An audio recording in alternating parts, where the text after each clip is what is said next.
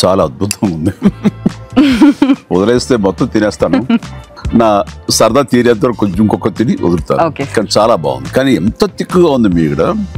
So nice. నమస్తే నాగేశ్వర్ గారు. స్థానిక సంస్థల ఎన్నికల్లో 42% రిజర్వేషన్లు బీసీలకు కేటాయించాలని తెలంగాణ ప్రభుత్వం నిర్ణయించింది సార్. ఆర్డినెన్స్ మార్గంలో అమలుకు మంత్రివర్గం నిర్ణయం తీసుకుంది. ఇది సామాజిక విప్లవానికి నాంది అని చెప్పి కాంగ్రెస్ పార్టీ నేతలు చెబుతుంటే, బీసీలకు కాంగ్రెస్ ఘరానా మోసం చేసింది. 42% కోటాపై ఆర్డినెన్స్కు కేబినెట్ నిర్ణయం తీసుకుంది. కానీ చట్టపరంగా చెల్లుబాటు కాదని తెలిసి రేవంత్ సర్కార్ దులుపు వేసుకునే ప్రయత్నము అంటూ బీఆర్ఎస్ నాయకులు ఆరోపిస్తూ ఉన్నారు. ఏది నిజం సార్? ఏంటి వివాదం?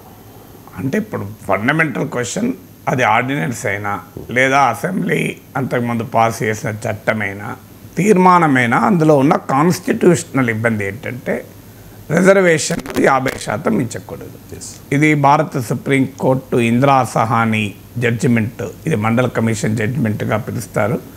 రిజర్వేషన్ జ్యూరిస్ప్రుడెన్స్ అంటే రిజర్వేషన్ అంశాలపైన కోర్టు తీర్పుల్లో చాలా కీలకమైన తీర్పు, మ్యాగ్నా కార్టా ఆఫ్ రిజర్వేషన్ జ్యూరిస్ప్రుడెన్స్ అంటారు. అంటే అంత ఆథెంటిక్ జడ్జిమెంట్ ఇందిరా సహాని, దాదాపు 1000 పేజీల జడ్జిమెంట్ అనుకుంటాను. బట్ మీకు రాజ్యాంగం గురించి అవగాహన రావాలి అంటే చదవాల్సిన ముఖ్యమైన జడ్జిమెంట్లు ఇదొకటి. కేశవానంద భారతి జడ్జిమెంట్, పుట్టుస్వామి జడ్జిమెంట్, అంతకుముందు SR Bommai judgement, AK Gopalan judgement, ఇలా కొన్ని జడ్జిమెంట్లో ఇదొక చాలా శ్రేయా సింఘాల్ జడ్జిమెంట్. ఇలాంటి జడ్జిమెంట్లో ఒక ముఖ్యమైన జడ్జిమెంటు ఈ ఇందిరా సహాని జడ్జిమెంట్. సో ఈ జడ్జిమెంట్లో సుప్రీంకోర్టు అన్నది ఏంటంటే భారత రాజ్యాంగంలో 3 రకాల ప్రొవిజన్స్ ఉన్నాయి. ఒకటి right to equality, 2 right affirmative action, 3 efficiency in public administration. So ఈ 3 పరస్పర విరుద్ధమైనవి కావు, వాటిని ఇంక్లూజివ్గా చూడాలి. అందువల్ల to balance between 3 competing constitutional provisions the total quantum of reservation should not exceed 50% under Supreme Court. And అంటూ రైట్ టు ఈక్వాలిటీ అనేది fundamental right, affirmative action reservation అనేది exception. An exception cannot be above the rule అన్నారు. అంటే rule కన్నా exception ఉండటానికి వీలు లేదు కనుక, సో వివిధ రాజ్యాంగ అధికారాల మధ్య సమన్వయం చేయాలి అంటే మొత్తం రిజర్వేషన్లు 50% దాటకూడదు అని క్లియర్గా సుప్రీంకోర్టు తీర్పు ఉంది. హవెవర్ ఏ స్పెషల్ కేస్ మేడ్ అవుట్ అయితే మాత్రం 50% దాటవచ్చు. మీకు ఉదాహరణకు ఈశాన్య రాష్ట్రాలు ఉంటాయి, ఆడ 90% గిరిజన ప్రాంతమే ఉంటుంది. సో ఇలాంటి బట్ ఆ special case has to be made out, అదొక ఆప్షన్. గతంలో తమిళనాడు ప్రభుత్వము 69% 60% ఎబో రిజర్వేషన్లు కూడా ఇవ్వగలిగింది. ఎలా ఇచ్చారంటే 9th షెడ్యూల్లో ఆ చట్టాన్ని చేర్చారు. భారత రాజ్యాంగంలో 9th షెడ్యూల్ ఏ చట్టాన్ని చేర్చినా అది న్యాయ సమీక్షకు అతీతం, ఇది బియాండ్ జ్యుడిషియల్ రివ్యూ అంటారు. సో ఇప్పుడు కూడా ఈ చట్టాన్ని, తెలంగాణ శాసనసభ చట్టాన్ని కూడా మీకు 9th షెడ్యూల్ ఆఫ్ ద కాన్స్టిట్యూషన్లో భారత పార్లమెంటు చేరిస్తే తప్ప ఆ చట్టం కోర్టు కొట్టివేయకుండా ఉండదు. అయినా ఈ మధ్య సుప్రీంకోర్టు తమిళనాడు తర్వాత ఒక జడ్జిమెంట్ కూడా ఇస్తూ, ఒకవేళ 9th షెడ్యూల్ ఆఫ్ ద కాన్స్టిట్యూషన్లో చేర్చినా అది గనక రాజ్యాంగ బేసిక్ స్ట్రక్చర్కు విరుద్ధమైతే మేము సమీక్షిస్తామన్నారు. ఇప్పుడు ఇందిరా సహాని జడ్జిమెంట్లోమో క్లియర్గా 50% రిజర్వేషన్లు మించకూడదన్న దానికి ప్రాతిపదికగా రైట్ టు ఈక్వాలిటీని చెప్పింది. రైట్ టు ఈక్వాలిటీ అనేది మన బేసిక్ స్ట్రక్చర్లో భాగం. మరి రైట్ టు ఈక్వాలిటీని ప్రాతిపదికగా, రైట్ టు ఈక్వాలిటీకి అఫర్మేటివ్ యాక్షన్కు ఉండే రిలేషన్షిప్ ప్రాతిపదికగా 50% మించకూడదు సుప్రీంకోర్టు చెప్పితే, ఇప్పుడు ఆ బేసిక్ స్ట్రక్చర్ను మార్చినట్లు అవుతుంది కదా. 50% దాటితే మరి 9th షెడ్యూల్లో పెట్టిన బేసిక్ స్ట్రక్చరు మారిస్తే మేము రివ్యూ చేస్తామన్నారు కదా అన్నది ఇప్పుడు లీగల్ ప్రాబ్లం. ఇది 42% రిజర్వేషన్లకున్న కాన్స్టిట్యూషనల్ లీగల్ హర్డిల్. ఇది మొదటి హర్డిల్ పొలిటికల్ హర్డిల్. అంటే నరేంద్ర మోడీ ప్రభుత్వం తెలంగాణ బీసీలకు 42% ఇచ్చే చట్టాన్ని 9th షెడ్యూల్లో పెట్టాలి. దానికి నరేంద్ర మోడీ ప్రభుత్వం అంగీకరించదు. ఎందుకు అంగీకరించదు అంటే రిజర్వేషన్ల పరిమితి 50% కన్నా దాటకూడదన్నది బీజేపీ విధానం.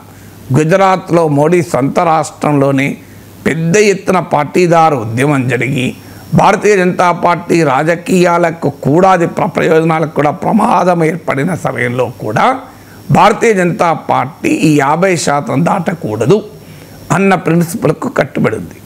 దీనికి వాళ్ళ పొలిటికల్ కాన్స్టిట్యున్సీ కూడా అప్పర్ కాస్ట్ ఒక బలమైన సెగ్మెంట్. మీకు దేశవ్యాప్తంగా బీజేపీ ఓటర్లలో గణనీయంగా అప్పర్ కాస్ట్ ఉంటారు, అప్పర్ కాస్ట్ ఓటర్లలో గణనీయంగా బీజేపీకి ఉంటారు. సో అందువల్ల పొలిటికల్గా చూసినా బీజేపీ నమ్మే ప్రిన్సిపల్ రీత్యా చూసినా 50% మించి రిజర్వేషన్ల చట్టాన్ని బీజేపీ అంగీకరించదు. ఇది చెప్పకుండా బీజేపీ నాయకులు మీరు ముస్లింలను కలిపారు ఇవన్నీ చెప్తూ ఉంటారు. అసలు రీజన్ ఇది. ఎందుకు చెప్తారు? ఈ రీజన్ చెప్తే మీరు బీసీల కొరకు ఎందుకు 50% దాటరు అని క్వశ్చన్ అడుగుతారు కనుక మీ అగ్రకులాల ఓట్ల కొరకు బీసీలకు న్యాయం చేస్తానికి బీజేపీ ముందుకు రావడం లేదు అన్న విమర్శ వస్తుంది కనుక ఈ యాంగిల్ చెప్పకుండా బీజేపీ ఏం చెప్తుందంటే మీరు ముస్లింలను కలిపారు అని. ముస్లింలు తెలంగాణ కలపడేంది, కర్ణాటకలో బీజేపీ అధికారంలో ఉన్నప్పుడు కూడా దూదేక్ లాంటి ముస్లిం కులాలకు రిజర్వేషన్లు ఉన్నాయి.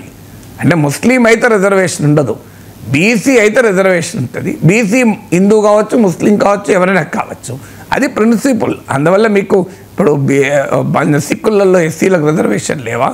మీకు బుటా సింగ్ సిక్కే కదా, ఆయన రాజస్థాన్లోని జలోర్ నుంచి ఎస్సీ రిజర్వ్ సీట్ నుంచి పోటీ చేయలేదా? ఆ తర్వాత మన బంగారు లక్ష్మణ్ ఆ సీట్లో పోటీ చేయలేదా? ఎందువల్ల ఇది వాస్తవం. ఇది కాంగ్రెస్కు తెలుసు, బీఆర్ఎస్కు తెలుసు, బీజేపీకి తెలుసు. కానీ సామాజిక న్యాయానికి మేమే కట్టుబడి ఉన్నాం, మా తప్పేమీ లేదు. మా రాహుల్ గాంధీ 50% రిజర్వేషన్ పరిమితి కూడా ఎత్తివేయమంటున్నాడు. మేము అధికారంలోకి ఎత్తివేస్తాం. అందువల్ల మేము ప్రయత్నం చేస్తుంది, కానీ బీజేపీ అంగీకరించడం లేదు. ఇది కాంగ్రెస్ చెప్పదలుచుకుంది. బీఆర్ఎస్ చెప్పదలుచుకుంది ఏంటంటే అసలు కాంగ్రెస్ పార్టీకే చిత్తశుద్ధి లేదు, రాజ్యాంగ పరంగా అడ్డంకని తెలిసి కూడా చేస్తున్నారు అన్నది బీఆర్ఎస్ పని.